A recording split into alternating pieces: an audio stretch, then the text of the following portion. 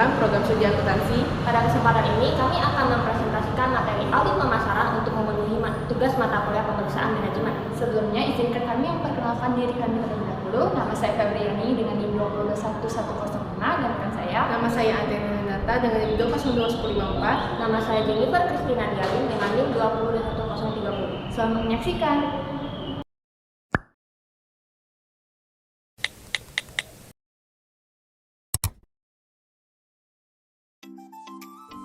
Pada materi audit pemasaran, ada 16 pokok pembahasan.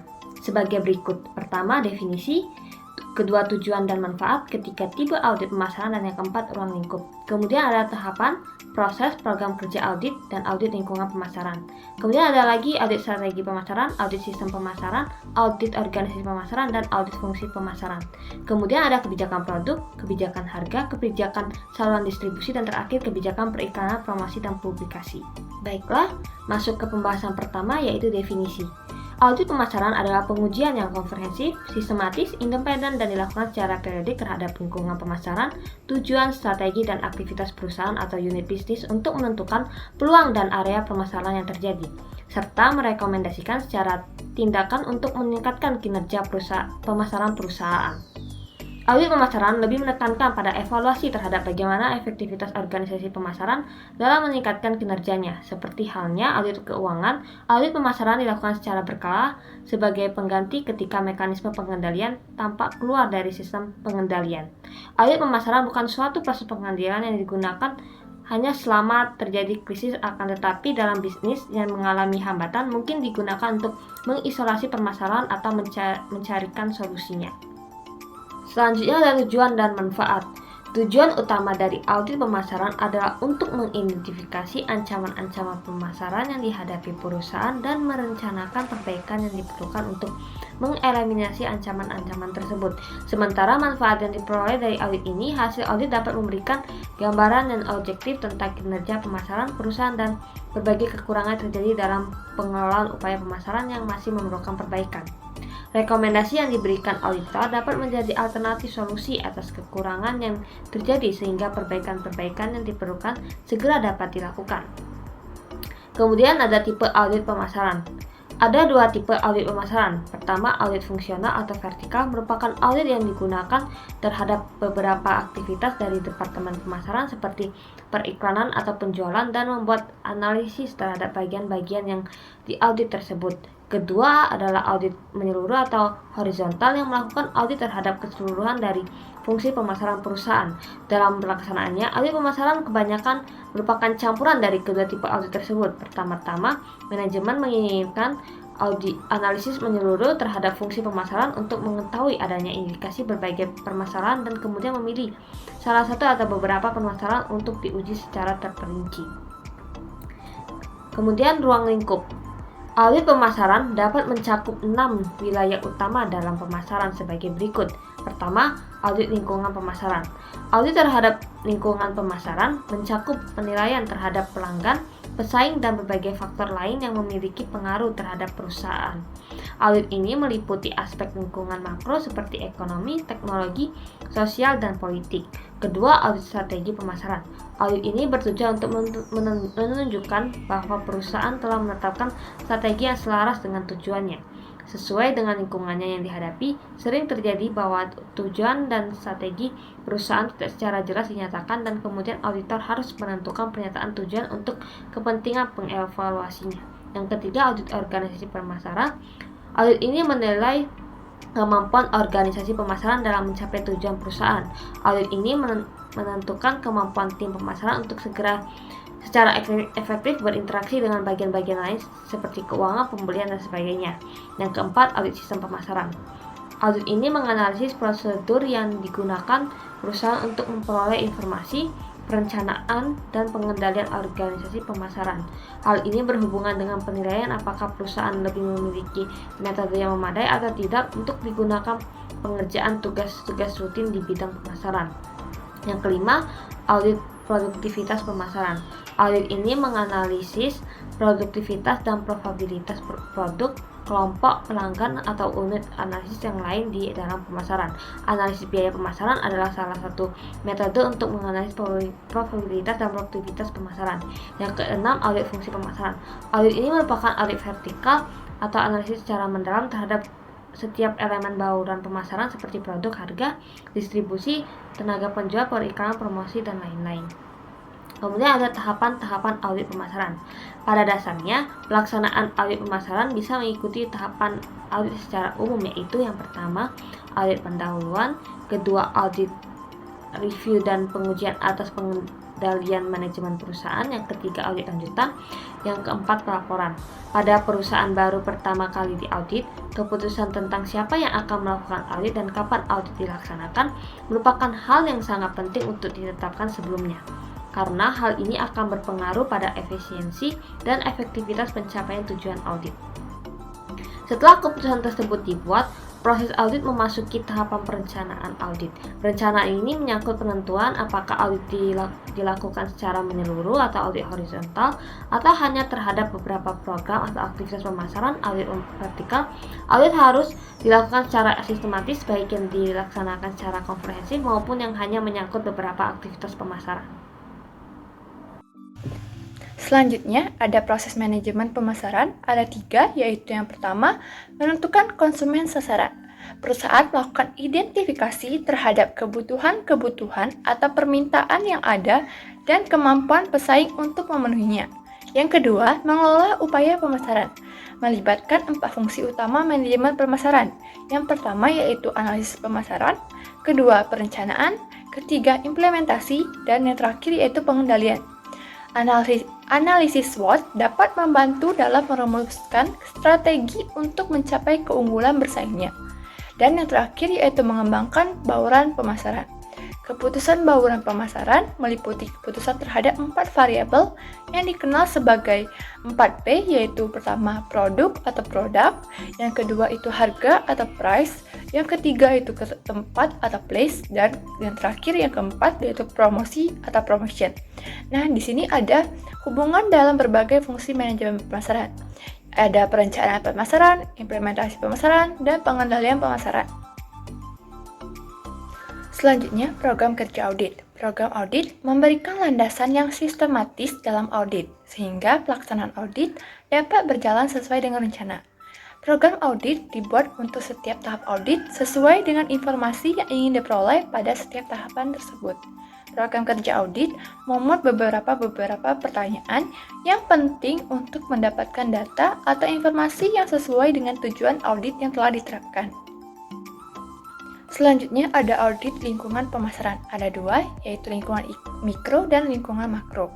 Lingkungan mikro terdiri atas perusahaan, pemasok, perantara pemesanan, pelanggan, dan pesaing. Lingkungan makro itu terdiri atas lingkungan alam, lingkungan teknologi, lingkungan politik, dan lingkungan budaya. Selanjutnya ada audit strategi pemasaran. Proses manajemen strategis terdiri atas 9 tugas penting. Yang pertama yaitu merumuskan misi perusahaan, meliputi rumusan umum tentang maksud keberadaan, filosofi, dan tujuan perusahaan. Yang kedua, mengembangkan profil perusahaan yang mencerminkan kondisi internal dan kapabilitasnya. Yang ketiga, menilai lingkungan eksternal perusahaan yang meliputi pesaing maupun faktor-faktor kontekstual umum. Yang keempat, menganalisis opsi perusahaan dengan mencocokkan sumber daya yang dimiliki dengan lingkungan eksternal. Yang kelima, mengidentifikasi opsi yang paling dikehendaki dengan mengevaluasi setiap opsi yang ada yang berdasarkan misi perusahaan. Selanjutnya, yang keenam yaitu memilih seperangkat sasaran jangka panjang dan strategi umum yang akan mencapai pilihan yang paling dikehendaki. Yang ketujuh, mengembangkan sasaran tahunan dan strategi jangka pendek yang sesuai dengan sasaran jangka panjang dan strategi umum yang dipilih tadi. Yang kedelapan, mengimplementasikan pilihan strategi dengan cara mengalokasikan sumber daya anggaran yang menekankan pada kesesuaian antara tugas, SDM, struktur, teknologi, dan sistem imbalan. Dan yang terakhir yaitu mengevaluasi keberhasilan proses strategi sebagai input bagi pengambilan keputusan di masa yang akan datang. Audit sistem pemasaran. Sistem informasi pemasaran adalah orang, peralatan, dan prosedur untuk mengumpulkan, memilah, menganalisis, mengevaluasi, dan mendistribusikan informasi yang dibutuhkan pengambil keputusan pemasaran secara akurat dan tepat waktu. Sistem informasi pemasaran dirancang untuk menghubungkan kebutuhan manajemen terhadap informasi berbagai aktivitas pemasaran yang telah dilakukan dan memenuhi kebutuhan informasi tersebut dalam menjalankan fungsi manajerialnya. Suatu informasi pemasaran yang bermanfaat memiliki karakteristik sebagai berikut. Yang pertama, relevan informasi ini dapat mempengaruhi keputusan manajemen atau memiliki dampak yang berbeda pada pengambilan keputusan bisnis. Yang kedua, cukup informasi ini tersedia dalam jumlah yang cukup dan teruji keakuratannya. Yang ketiga, kompeten diperoleh dari sumber yang dapat dipercaya dan dari proses pengolahan atau analisis data yang tepat. Dan yang keempat adalah efisien. Audit organisasi pemasaran. Pemasaran pada dasarnya adalah keseluruhan dari perusahaan karena pemenuhan kepuasan pelanggan adalah tanggung jawab keseluruhan bagian atau fungsi yang terdapat di perusahaan. Secara ideal, peningkatan nilai pelanggan menjadi pemicu kepuasan pelanggan adalah tanggung jawab semua bagian atau fungsi yang ada di dalam perusahaan. Konsep pemasaran tidak terbatas pada penjualan dan promosi saja. Pemasaran membuka fungsi yang sangat kompleks dan menyangkut secara keseluruhan kepentingan perusahaan. Pemasaran harus secara intensif menjalin kerjasama dengan berbagai bagian dan fungsi, membentuk suatu sinergi dalam meningkatkan nilai pelanggan. Oleh karena itu, kesuksesan kinerja pemasaran perusahaan bukan sesuatu yang berdiri sendiri, tapi lebih pada kerjasama antar fungsi dan bagian yang membentuk suatu rangkaian rantai nilai dalam pencapaian tujuan perusahaan. Audit fungsi pemasaran. Tujuan utama dari audit pemasaran adalah untuk mengidentifikasi ancaman-ancaman pemasaran yang dihadapi perusahaan dan merencanakan perbaikan yang diperlukan untuk mengeliminasi ancaman tersebut.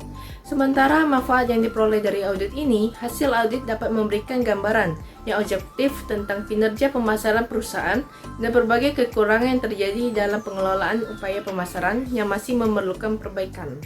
Selanjutnya ada kebijakan produk. Produk adalah segala sesuatu yang dapat ditawarkan kepada pasar untuk menarik perhatian, pembelian, pemakaian, atau konsumsi yang dapat memuaskan keinginan atau kebutuhan.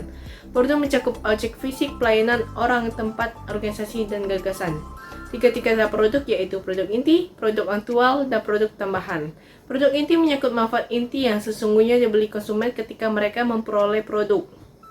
Misalnya, ketika mahasiswa membeli buku, bukan sekedar membeli materi kuliah atau literatur, tetapi lebih pada mereka membeli ilmu pengetahuan yang dijanjikan oleh buku tersebut.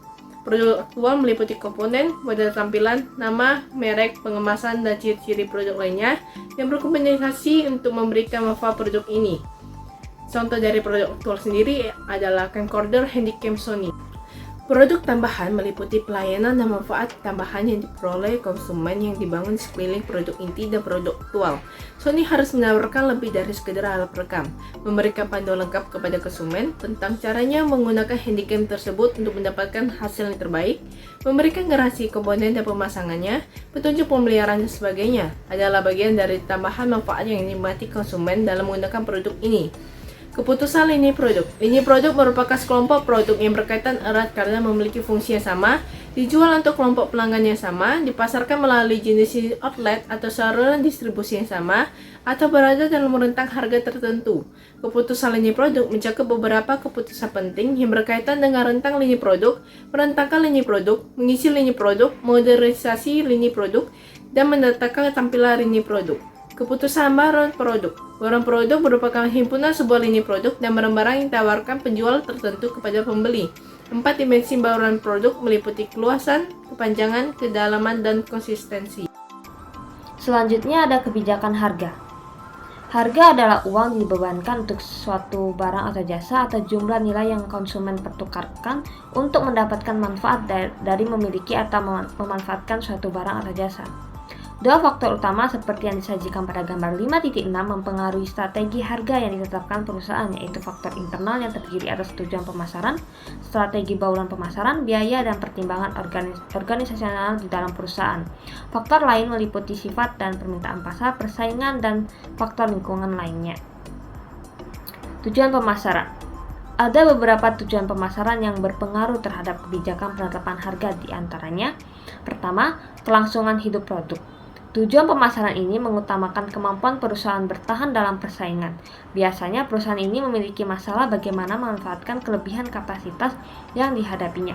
Untuk mempertahankan diri, perusahaan ini menetapkan harga yang rendah untuk mendongkrak volume penjualan sehingga dapat mengoptimalkan pemanfaatan kapasitas yang dimiliki. Yang kedua, memaksimalkan laba saat ini. Tujuan pemasaran ini menekankan pada pencapaian laba yang tinggi. Biasanya perusahaan menganalisis permintaan dan biaya apa yang menimbulkan perbedaan harga. Kemudian perusahaan memilih harga yang memaksimalkan labanya. Ketiga, ada kepemimpinan pangsa pasar. Mengutamakan keunggulan di pasar baik melalui kualitas produk, pelayanan, dan penekanan pada memaksimalkan kepuasan pelanggan. Oleh karena semua upaya ini membutuhkan biaya, maka biasanya pada tujuan pemasaran seperti ini, perusahaan menekankan harga produk yang relatif tinggi, sesuai dengan kualitas yang diberikan juga. Yang keempat, tujuan lain. Harga juga bisa ditetapkan perusahaan untuk mencapai tujuan pemasaran lainnya, seperti penetapan harga yang rendah untuk mencegah masuknya pesaing ke dalam pasar, menetapkan harga relatif sama dengan pesaing untuk menstabilkan pasar. Harga ditetapkan untuk menjaga loyalitas reseller dan mencegah intervensi pemerintah, atau harga sewaktu-waktu diturunkan untuk menarik lebih banyak konsumen mencari produk tersebut di retail-retail yang tersedia. Di samping itu, penetapan harga produk juga bisa ditujukan untuk membantu penjualan produk lain di dalam lini perusahaan. Kemudian ada strategi bauran pemasaran. Strategi bauran pemasaran menyangkut bagaimana setiap komponen bauran pemasaran seperti produk, harga, promosi, dan saluran distribusi ditetapkan untuk menunjang suksesnya program pemasaran secara keseluruhan. Harga dapat mempengaruhi secara keseluruhan dari bauran pemasaran, demikian juga komponen yang lain. Jika harga menjadi landasan utama dalam menetapkan bauran pemasaran, maka harga terhadap suatu produk ditetapkan terlebih dahulu, kemudian bauran pemasaran yang lainnya menyesuaikan dengan tingkat harga yang ditetapkan tersebut. Hal ini cukup berhasil dilaksanakan pada beberapa produsen di Jepang melalui apa yang kita kenal sebagai perhitungan biaya berdasarkan target. Jika produk menurunkan landasan utamanya, maka keputusan tentang komponen bauran pemasaran lainnya seperti produk, promosi, dan distribusi akan sangat mempengaruhi harga yang ditetapkan. Kemudian ada biaya. Biaya adalah dasar penentuan harga. Harga suatu produk harus mencerminkan berapa biaya yang telah dikonsumsi untuk menghasilkan produk tersebut dan beberapa biaya untuk menyampaikan produk tersebut kepada konsumen dalam memuaskan kebutuhannya. Di samping itu, harga juga harus mencerminkan beberapa tingkat keuntungan yang diharapkan produsen dan memuaskan kebutuhan konsumen. Pada dasarnya, setiap perusahaan berusaha untuk menjadi produsen dengan biaya rendah sehingga mampu menjual produk dengan harga yang relatif lebih murah dari pesaingnya untuk meningkatkan penjualannya. Oleh karena itu, pengendalian ketat terhadap proses yang berjalan dilakukan dengan sebaik-baiknya sehingga perusahaan dapat berjalan dengan sangat efisien tanpa mengorbankan efektivitas dari menghasilkan produk tersebut. Kemudian ada pertimbangan organisasional. Pertimbangan organisasional menyangkut penentuan kewenangan dari bagian yang menetapkan harga. Hal ini sangat berpengaruh oleh pertimbangan strategis dan besar kecilnya organisasi perusahaan. Dalam perusahaan kecil, harga kebanyakan ditetapkan oleh manajemen puncak, sedangkan pada perusahaan besar mungkin lebih strategis jika harga ditetapkan oleh manajer divisi atau manajer lini produk. Dalam pasar industrial, memungkinkan tenaga penjual diberikan kewenangan untuk menegosiasikan harga pada rentang yang telah ditetapkan sebelumnya. Pada industri-industri tertentu, begitu strategisnya peran harga dalam menunjang keberhasilan program pemasaran, perusahaan membentuk suatu departemen khusus yang menangani masalah penetapan harga produk. Selanjutnya, ada faktor eksternal. Ada 3 faktor eksternal. Yang pertama yaitu sifat dan permintaan pasar. Harga suatu produk sangat dipengaruhi oleh jenis pasar di mana produk tersebut dipasarkan. Ada beberapa jenis pasar yang kita kenal. Yang pertama yaitu pasar persaingan sempurna, pasar oligopoli, dan pasar monopoli. Faktor yang kedua yaitu harga dan tawaran pesaing. Konsumen tidak akan membeli suatu produk dengan harga yang lebih tinggi jika produk tersebut tidak memberikan manfaat yang lebih kepada penggunanya. Yang ketiga yaitu faktor eksternal lainnya. Beberapa faktor lingkungan sangat berpengaruh pada penetapan harga yang dilakukan perusahaan. Contohnya itu kondisi ekonomi, kebijakan pemerintah, perkembangan politik, dan perkembangan teknologi. Selanjutnya ada pendekatan harga umum.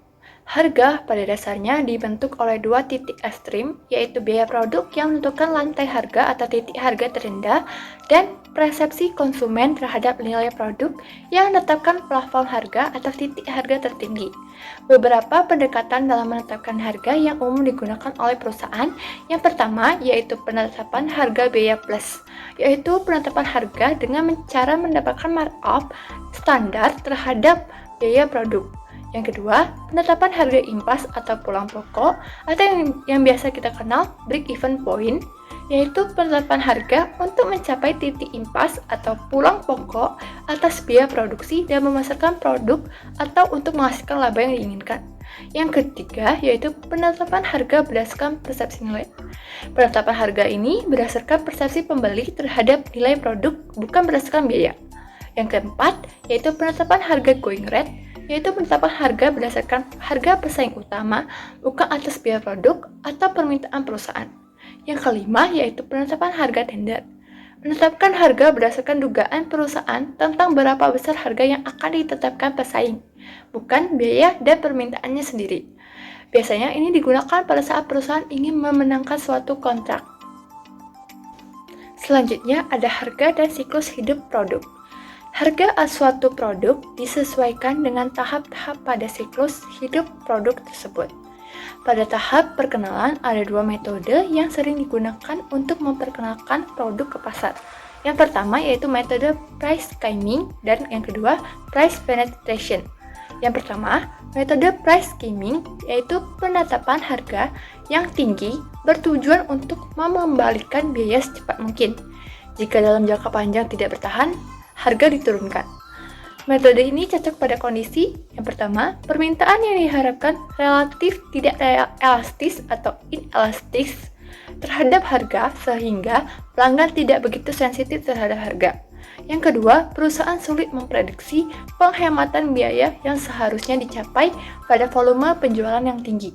Yang ketiga, perusahaan tidak memiliki banyak sumber daya untuk membiayai pengeluaran modal yang besar untuk berproduksi pada volume yang tinggi dengan profit margin yang rendah pada awalnya.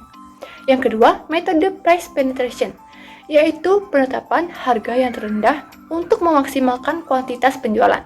Metode ini sangat cocok pada kondisi berikut. Yang pertama, permintaan atas produk tersebut sangat elastis dari perubahan harga, di mana pelanggan sangat sensitif dan meningkatkan pembeliannya secara signifikan pada harga yang terendah. Kedua, penurunan harga yang besar diharapkan dapat tercapai dari peningkatan volume penjualan.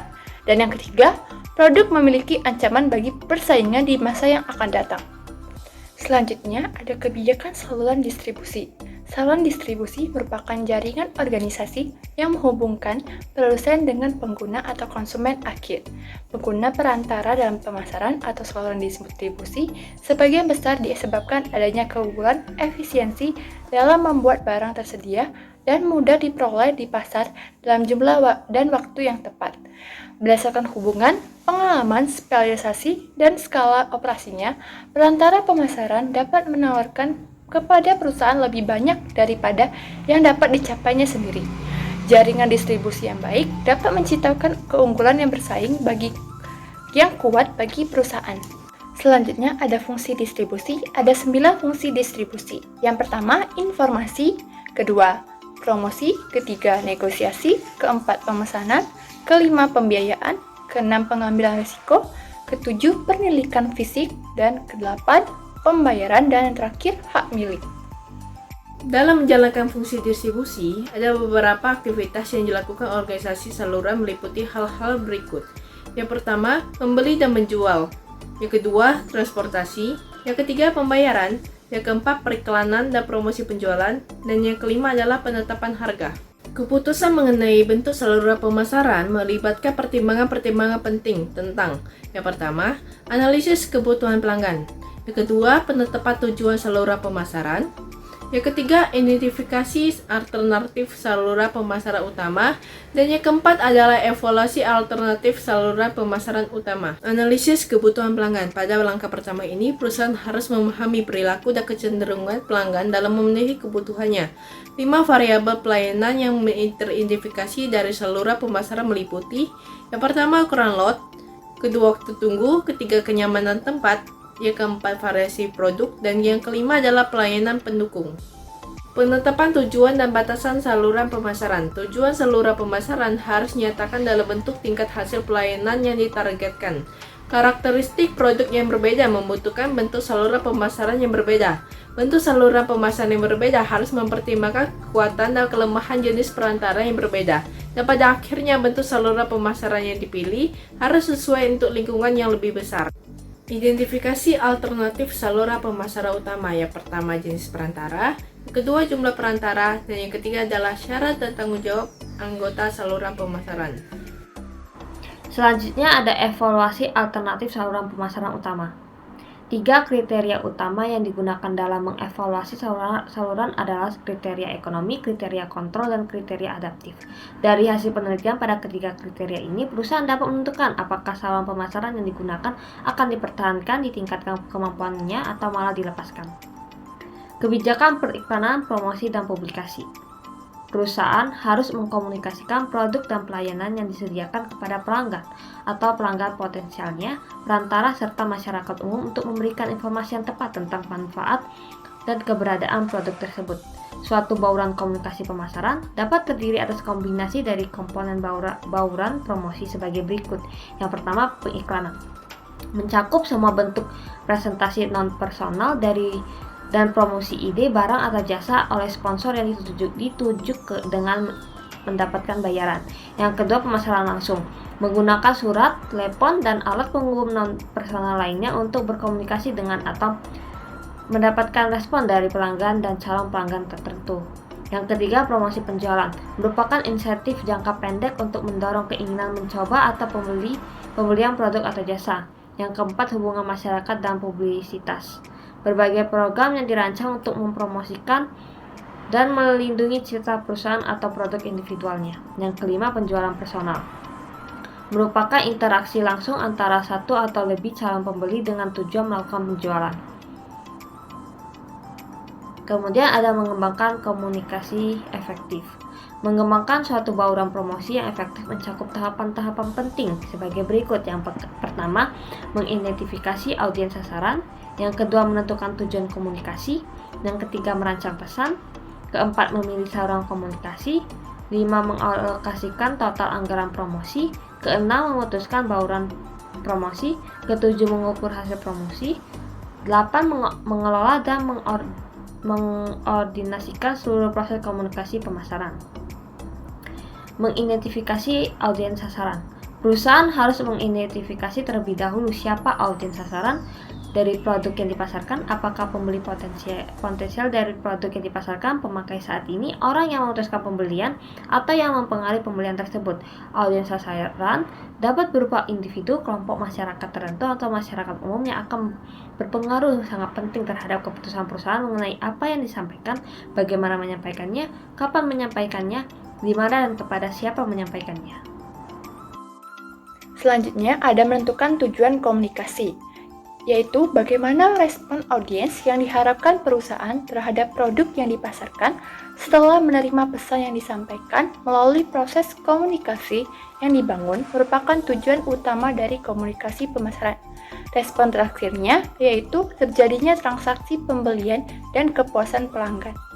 Selanjutnya ada merancang pesan, ada beberapa tahapan. Yang pertama, isi pesan. Yang harus termuat dalam isi pesan ini adalah daya tarik rasional, daya tarik emosional, dan daya tarik moral. Yang kedua, struktur pesan. Struktur pesan ini mengatakan pesan secara logis serta mengubah perilaku audiens. Yang ketiga, format pesan. Berbeda-beda pada setiap media.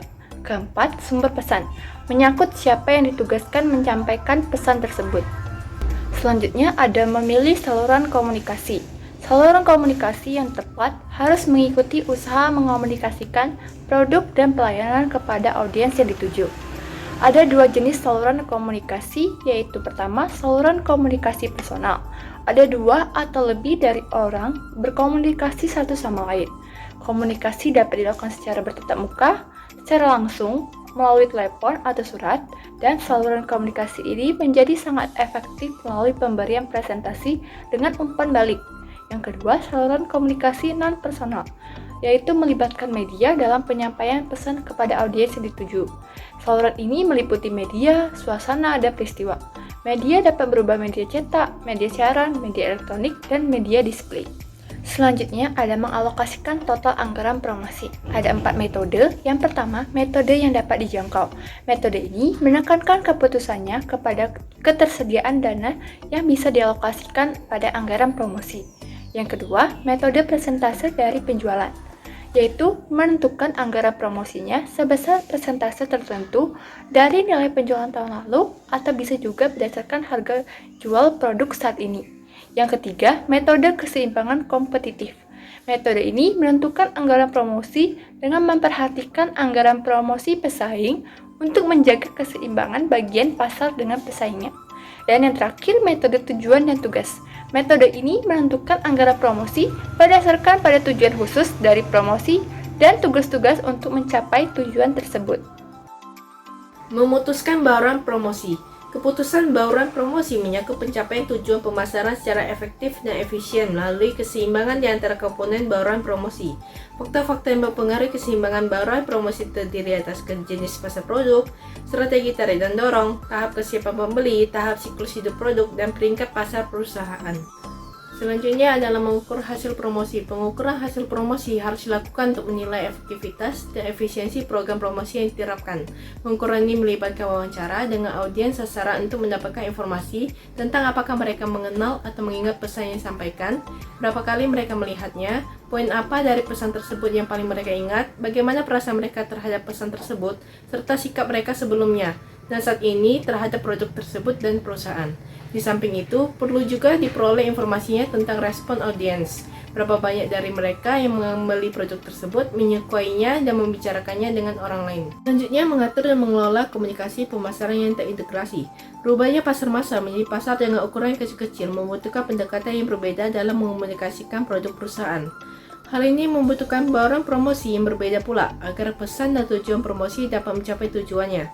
Saat ini, semakin banyak perusahaan yang menggunakan konsep komunikasi pemasaran yang terintegrasi, seperti yang didefinisikan oleh American Association of Advertising Agency sebagai suatu konsep perencanaan komunikasi pemasaran yang mengakui nilai tambah suatu rencana komprehensif yang mengevaluasi peranan strategis dari berbagai disiplin komunikasi periklanan umum, respon langsung, promosi penjualan, hubungan masyarakat, dan menggabungkan disiplin-disiplin tersebut untuk memberikan pengaruh komunikasi yang jelas, konsisten, dan maksimum melalui integrasi langsung dari pesan-pesan yang berbeda.